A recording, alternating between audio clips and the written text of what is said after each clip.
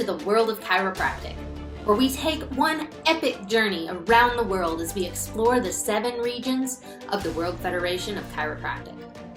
My name is Dr. Rebecca Wilkes, and I invite you to travel with me as we go on this exciting adventure around the globe.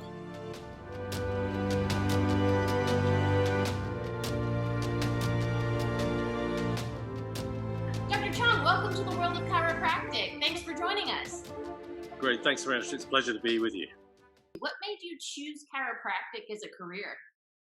Well, oddly enough, I was thinking originally of becoming a medical doctor because I think this is what my parents wanted me to do. And as I started to look around the medical profession and also the teaching hospitals in London, I was really disillusioned with what I actually saw. I saw nurses fighting with patients, the doctors, consultants looking terribly grumpy. And I suddenly thought, is this really what I want to get myself into? Now, because at the time when I was 16, 17, 18, I was also very interested in mechanics and photography. And when I started to look around at pharmacology, veterinary medicine, physiotherapy, osteopathy, chiropractic was actually the last one on the list. And my uncle said to me, he goes, look, go and see our local chiropractor. Happens to be, Dr. Brian Hammond, and really well known in the UK. And I just spent the morning, just talking to him, watching him work. Patients were coming in, coming out. And what was remarkable was the fact that people were leaving feeling much better, and something was being done, about their chronic, or acute problem, they had. He also showed me how the X-rays, machine worked, and I was thinking, well, this is easy because I was into photography, so I could actually process my own films anyway, and it really wasn't any different at the time with wet processing, the radiographs. And what with chiropractic being explained to me as a very mechanistic, biomechanical thing, that resonated with me, because I just love taking my dad's car apart, or the lawnmower, or the VHS machine, whatever it was, it was mechanical. I just had this kind of intrigue, and the human body was the next best thing for it.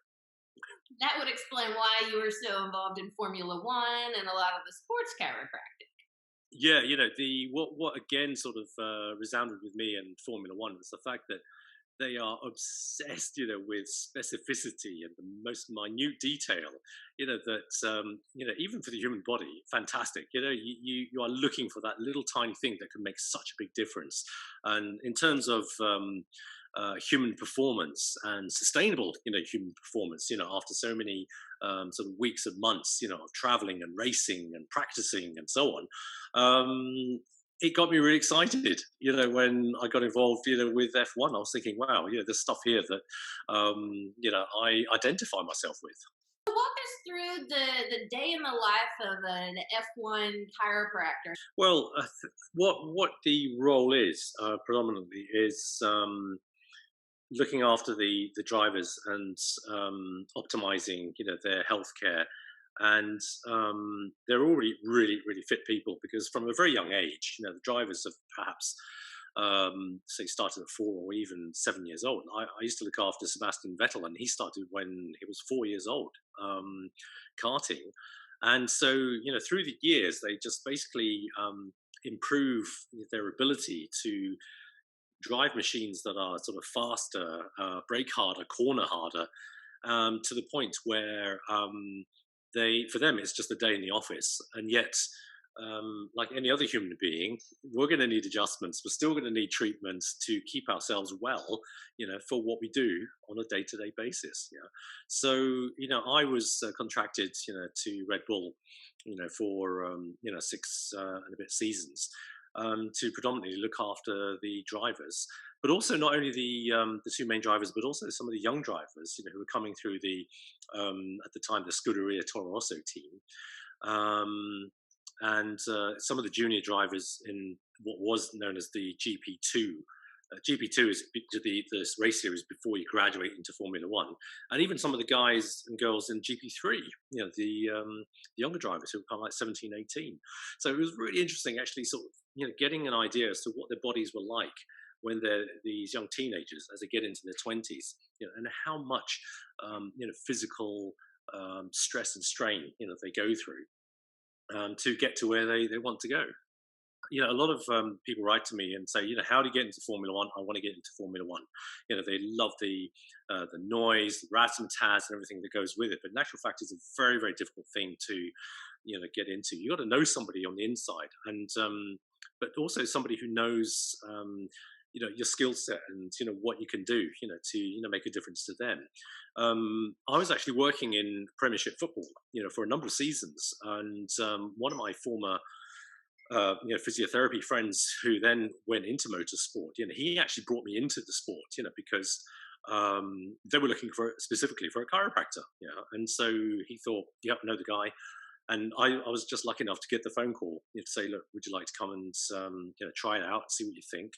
And that's how I got on. In fact, what happened before I went racing, it was at winter testing. One of our drivers had a really bad crash. He had like a 25G impact, into a concrete wall, with a 12G twisted rotation that destroyed the car. And the engineers needed a good day and a half, to fix the car. I had a day and a half to fix the driver. So when they fixed the car and I got the driver sorted out, he got in the car and did loads of laps. And he was fine, So it was my first exposure to dealing with someone who had a major injury. But nobody really knew about it because it happened behind closed doors in Barcelona in Spain. And this was back in 2007, 2008, winter testing. And because I fixed the driver up really well, they said, right, you're coming racing with us. So that's when I started my full race season in 2008. And thinking that I'd only do one season and that would be enough, they didn't. They actually asked me back, for subsequent seasons, just to help, drivers. But not only that, but it then sort of involved developing the pit crew and the mechanics, because they need looking after. So it was interesting because a lot of these, guys and engineers and girls, they suffered these, chronic problems. And anytime I had a spare moment, they said, any chance you could have a look at me? And the other interesting fact was that when they do pit stop practice, if one guy in the corner, was a bit slow, the team manager would say, look, you're 0.5 of a second slower than everybody else, but you weren't like that a few days ago. What's happened? The guy might say, oh, I've got a bad back. And he said, well, get it fixed, and then we'll test you again later. So they would test the guy again later on that afternoon, and he was within the parameters of what they wanted them to do in a pit stop time. So again, it sort of made a real difference, to the human performance, of the pit crew. Because when you think about it, if the car comes in, the wheels come off, new wheels go on, the car goes out. If you're wasting, 0.8 of a second, it could mean a difference for the driver in second place or 10th place. So, chiropractic for F1 at the time was actually a money-saving, sort of race-winning formula, for these guys who really wanted to be top of the game. I've actually heard reflections of this story with various people worldwide involving the Olympics, involving very high-level athletes, of how chiropractic just really improves that precision aspect, and really is kind of the difference between a big win and not even placing at times. Yeah, absolutely. And when I've worked in Premiership football, and you get these guys, who are playing 2 or 3, games a week, from, sort of the beginning of August, through to, April. Keeping them performing is one thing, and keeping them, like that is and maintenance care is just so tricky. It's the holy grail. I remember we were looking at the statistics. Each week, you've got about an average of 14% of your squad who are always going to be injured. 14%, and these were the figures that were produced year in, year out, by the Football Association. And they always did an audit, and they had a conference, at the end of the season, to highlight these figures. And at the time when I was working for, Leeds United's football club, who thankfully are now back in the Premiership, but nothing not to do with me, but the fact that they managed to get themselves financially stable. At the time, we got the players down to only 4% injured, a week, because what they involved was smart thinking, regular chiropractic care. They understood that hamstring injuries were not just hamstring injuries. They understood that, from my perspective, if you sorted out the lumbar spine, the pelvis, improved the neurological, inputs, through caring for the spine and the rest of the spinal system, it made such a difference. And you know what? The players really appreciated it. One player actually said to me over dinner, he said, after practice, we used to run as fast as we could to see who could be the first to get onto my treatment table. So you thought, well, that's really nice to know. I never knew that, but they just turned up and, you just had them all lined up and, you were adjusting them because they knew it was good for them. I mean, I would love to sort of get my box full of raw data, from the, 6.5, 7 years of Formula One and, take all the information, write down, how many sessions this person had, but, we've got busy lives, I'm just constantly fixing people. I didn't have time to be able to look at all the data and, make, a research paper out of it. Yeah. All I know that from, working, in the field, as it were, it makes a difference, to them. Yeah. When I was, about to, finish Formula One, the drivers wanted to pool their money together to keep me, in the game, as it were. But politically, it wasn't great, because, Formula One was going through a bit of a bad time. A lot of sponsors couldn't even travel, to some of the races. Going back on what you were just mentioning about having learned, the 6-7 years working in the field before the COVID pandemic happened, and you were experiencing all of these large changes, but you weren't able to actually get it into literature because you're busy working out in the field on the ground.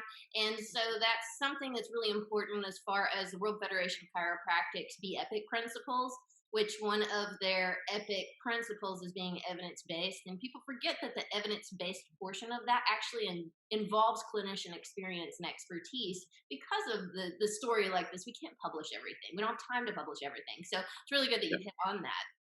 Mm-hmm. And I think that,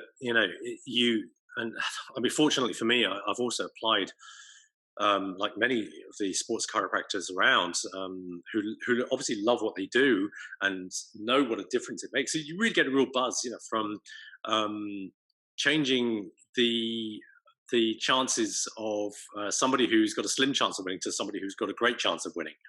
And having worked at the World Games with gymnastics, London Olympics in the water sports, with the rowing and the sprint canoe, and also 2 years ago, I went to Abu Dhabi to do the World Championship, Ju Jitsu. Again, it's a sport that I've never come across in such a massive scale. We were there for over a week, dealing with these large fighters, tough sort of men and women. I was a bit daunted, thinking, I don't know what they're going to make of me, but they were lining up because they could see it was making a difference to some of their competitive fighters, and they wanted a slice of the action as well, because they didn't want their opponents to suddenly have an advantage if I was tweaking them and they getting off the table going, oh, I feel great, fantastic, and they thought, no, I'll have some of that too. Right, a little bit of that. You're currently living in Dubai, is that correct? That's right, yeah. So Dubai in the United Arab Emirates, it really is a fantastic country to be living in. And you said that triathlons are pretty, I guess, popular there. Yeah. It's all because the His Highness the Crown Prince Sheikh Hamdan. He's a very, very sporty character. He absolutely loves to keep fit, and he's promoting sort of wellness and healthcare in Dubai. And every year he has this 30-30 challenge, where basically he says for 30 days everybody has to work out for 30 minutes.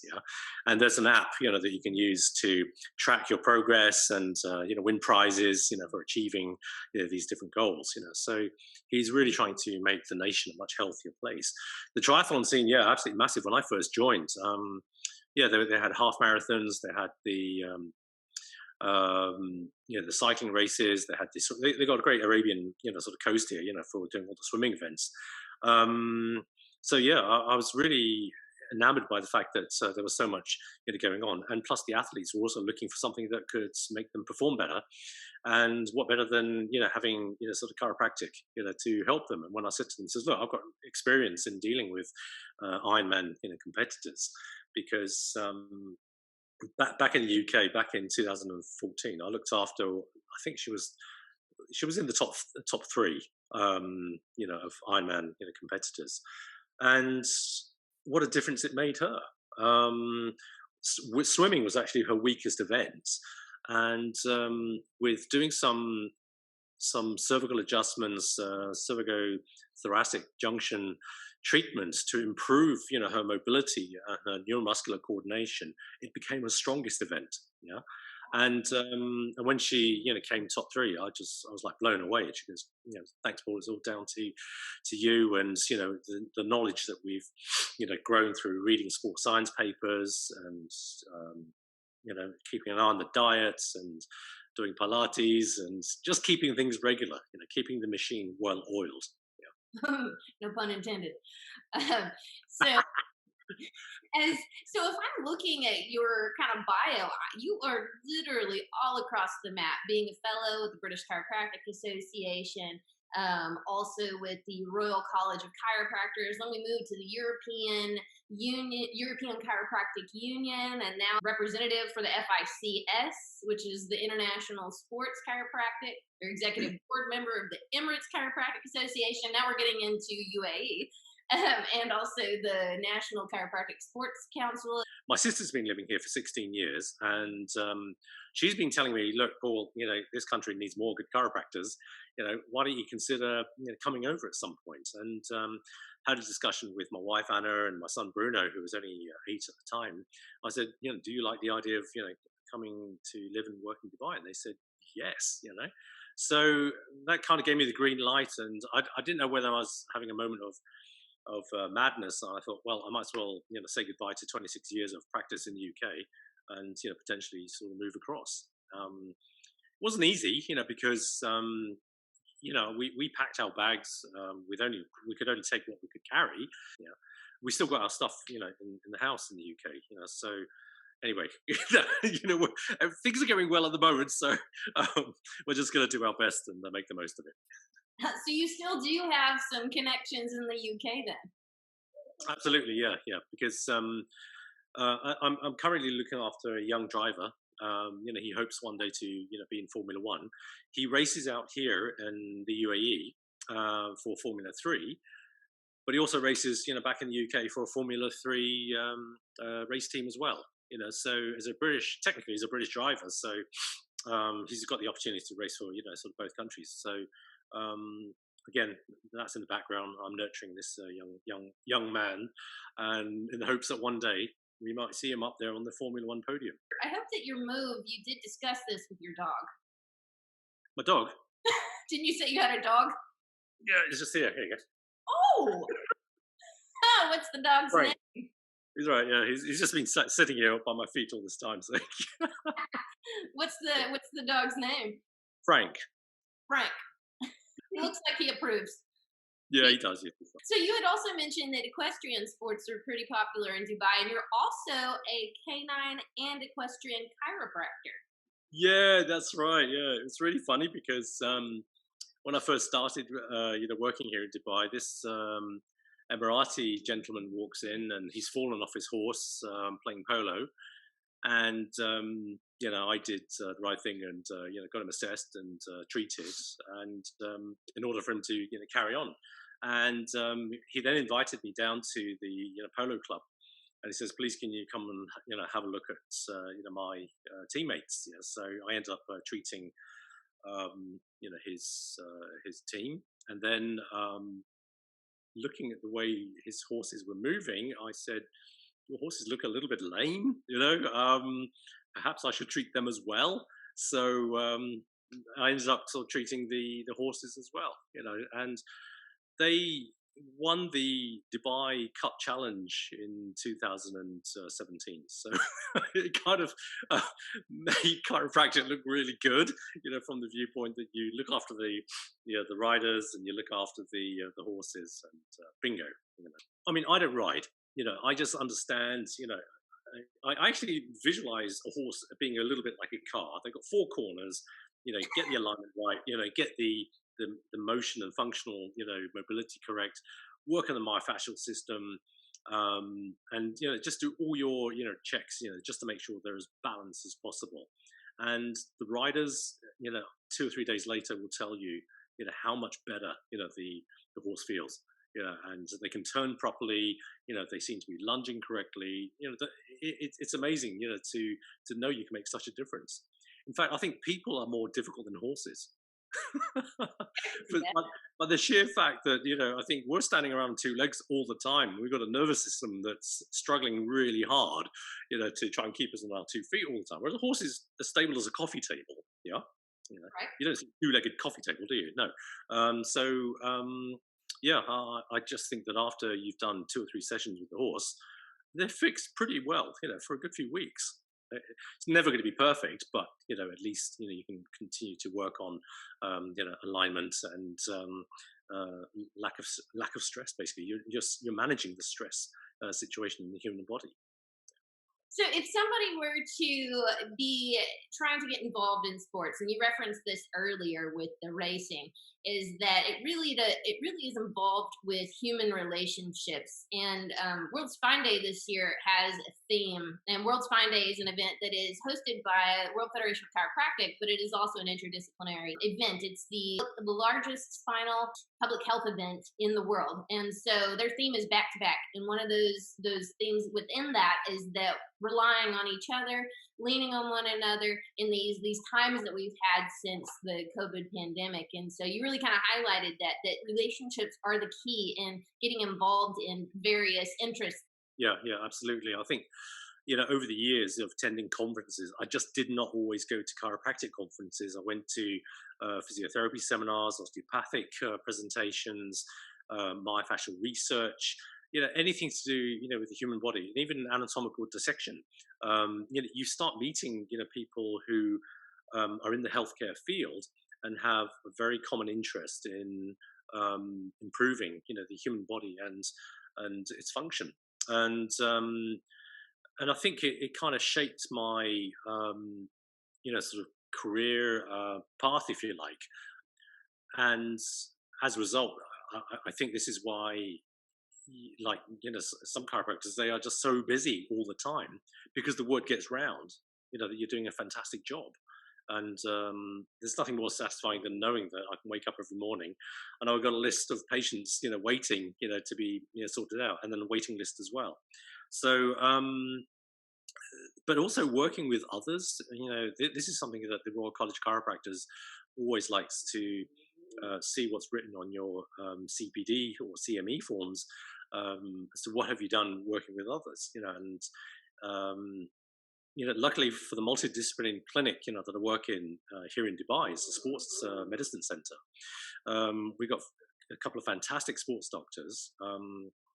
We've got orthopedic surgeons specializing in shoulders and hips and knees, strength and conditioning trainers, and also a bundle of physiotherapists, who have come from many other different sporting backgrounds, that you can inter-refer, and patients are basically getting everything under one roof. We've even got a nutritional specialist as well, and a centre where we can send people for psychological assessment, blood testing for food allergies, etc., etc. It's all encompassing, and when you have a much broader, sort of picture like that, you end up with a team of people who can support what you do, and that's one of the nicest things. And one of the hardest things I found in Formula One, when at the time, was that I was responsible for a traveling team, of 75 personnel each race, and yet when I went to the Olympics and we had like a polyclinic, where you had many different, healthcare disciplines, from your doctors to your osteopaths, through your pharmacologists, X-ray specialists, dentists, optometrists. you felt you were supported, because everybody was there working a team. I think the 2 weeks I did in Formula One was no way as hard as in the Olympics. Right, 2 weeks in the Olympics was not as hard as doing a weekend in Formula One. F1 was actually really hard work when I look back, each and every time. Yeah, but it was a good challenge. I certainly rose to that challenge, and did. I think I've done quite well, really. That's what it sounds like. And so, Yeah. throughout all of your experiences, whether it's in sports and your daily clinic life, you really do embrace the inner collaborative portion of this, and that really essentially does embrace the Be Epic principles, being person centered. And really directing the care towards the patient or the athlete or the person that's the central hub of your focus. Yeah, yeah. I think that once you connect, with the individuals, and this is another hard thing, is that when you're in a different region, you've got many more personalities, many different, sort of ethnical backgrounds, and different points of view, and so forth. It was a bit of a challenge, to really get into the mindset of the different nationalities, that live and thrive, in Dubai. They do say that 12 to 14% of Dubai uh, are only Emiratis. The rest of the percentage are made up of expats. So Oh, you'd be wow. surprised, how multicultural Dubai is. And when I was working at the World Games, I had Dr. Christina Foss, who was asking me, well, what's it like living in Dubai and so on? Do women have to, sort of wrap up in, headscarves and walk around, sort of covered up? And I said, well, no. Are they allowed to drive cars? And I said, well, yes. It's not as backward as they thought. It's actually very, very multicultural. You could be in any international city and actually be very, very comfortable being here. Yeah. So that leads me to the assumption that English is likely the predominant language. Absolutely, yeah, yeah. So you get on really well here. It wouldn't be a problem at all. Just getting out and about every day. I was thinking in the early days that we would have to take Arabic lessons, but we don't have to. It's so easy. It's Right. nice to know a few phrases. Right. That would kind of help a bit. What does it take to become licensed in Dubai, or is there a licensing process? Okay, in order to come into Dubai, you've got to have a minimum, okay, of 2 years clinical experience, okay, and they would set up um, an interview where you would get two, possibly three chiropractic licensing, board members, um, which have been appointed, by the Dubai Health Authority. Okay, then the candidate would sit in front of the three sort of chiropractic doctors, and they would have around about a 45-minute session to determine whether or not you're sort of safe and clinically sort of competent. Yeah, I've been a board examiner for a few years now, and I've had a few candidates through, and it's been an interesting experience. To say the least. And Dubai, they do ask for a very high, percentage, sort of pass rate. You got to be over 75%. And the unfortunate thing is, if you do fail the first exam, you are given an opportunity to, resit, the second exam with a different set of examiners. So you are given two bites of the cherry, as it were. Yeah. Though before that, you've got to you've got to create on the internet a profile, so that it lists all the. It's basically like your CV, and they will have a department in what they call primary source verification, where they will, check every single thing that you've written. You've been to this college, you've been to that, clinic to work in. They will ring up your referees and your references, just to verify who you are before they even consider asking you for an interview. Speaking of Dubai, its international culture and all of that, tell us a little bit about Dubai. Well, I think the beaches are, fantastic. You've got a great beach life, if that's what you'd like. Yeah, you can go swimming in the sea. They've got a fantastic running track along the promenade of the beach. It's even made of this nice spongy material, so it kind of reduces the impact on your joints. They've even built these cycling tracks, out in the desert, so you can go and do 50, 80, 100K, if you want to. And the amazing thing is they're floodlit as well, so if it gets too hot, during the summer months, you can do it in the evening, after work, so they really have thought out, about, facilities, for people here. Um, there's a lot of high-end shopping if people are into to retail. The mega malls here are amazing, and there are wonderful places, to eat. You've got so many international, types of cuisine. You're not going to miss anything, when you come out here. Petrol is probably the same price as it is in the States. It's actually relatively cheap. And people love their fancy cars out here too. I think there's a lot of high end living. People like the standard of living here, and yet you can go to certain parts of Dubai, and you could almost be in a part of Pakistan, where it's very local and very cultural, and you can eat the cheapest curry, and have amazing tea, for very little money. Yeah. And there are these very skilled craftsmen, who will fix your broken shoes or your broken umbrella, again, only for a few pennies. It's quite amazing the contrast, that there is in Dubai. Yeah, I mean, when you look at the police cars that the Dubai police have, there are quite a few Lamborghinis, Ferraris, Porsches, Bentleys, Rolls Royces, you name it. They've got an amazing collection, of fancy cars. And a criminal's going to see one of those cars, they're not going to mess around. They might as well put their hands up and say, "Okay, arrest me right now." Right? I mean, it is safe living here, and our son, who's now 15, he's very happy to go out and about, with his friends. He can take an Uber, and go to the skate park, ride on the metro, and know that he's safe. Speaking of younger individuals, do you have any advice for maybe new and graduating chiropractors if they wanted to go into kind of the direction that you have gone within the context of sports? Yeah, I think it'll be wonderful to contact any of the sports clubs, whether it's going to be at the school level, or the local level, weekend level, and get involved, with treating people on the side of the pitch. Yeah.